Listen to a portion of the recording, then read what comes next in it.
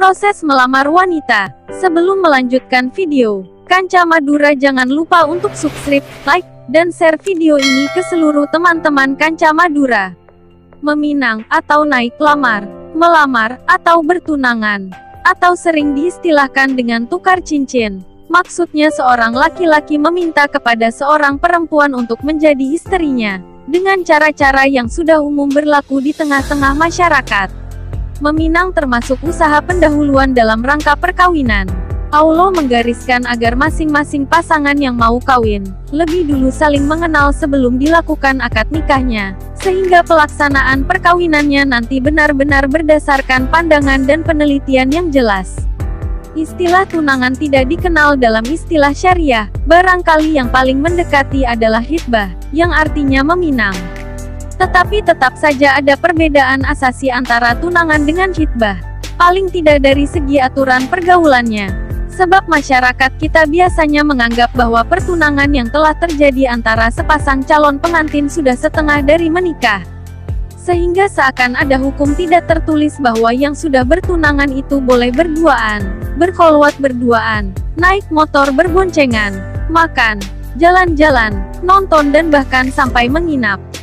Sedangkan hitbah itu sendiri adalah ajuan lamaran dari pihak calon suami kepada wali calon istri yang intinya mengajak untuk berumah tangga. Hitbah itu sendiri masih harus dijawab iya atau tidak.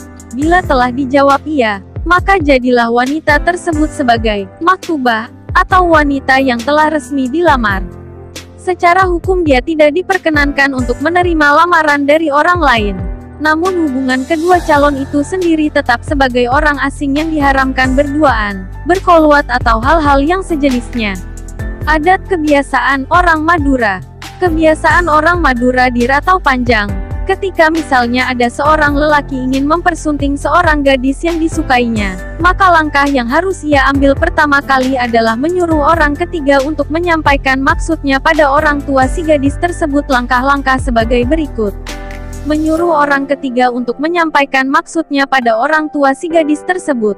Orang ketiga tersebut biasanya orang yang disegani dan dipercaya, baik dari keluarganya sendiri atau bukan, misalnya seorang ustadz atau kiai.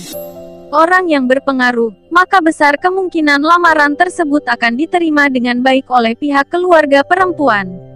Kemudian memasang angin-angin. Angin-angin ini biasanya dipasang oleh orang ketiga karena orang ketiga tersebut tidak mau dipermalukan karena dianggap orang-orang pilihan, maka dari itu dibuat angin-angin.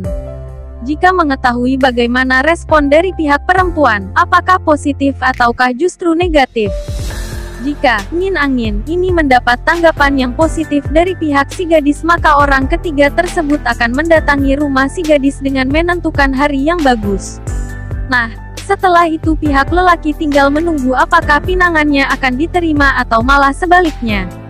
Jika diterima, maka seminggu setelah penyampaian maksud tersebut adalah proses lamaran yang diawali dari pihak lelaki mengunjungi rumah keluarga perempuan dengan membawa perlengkapan.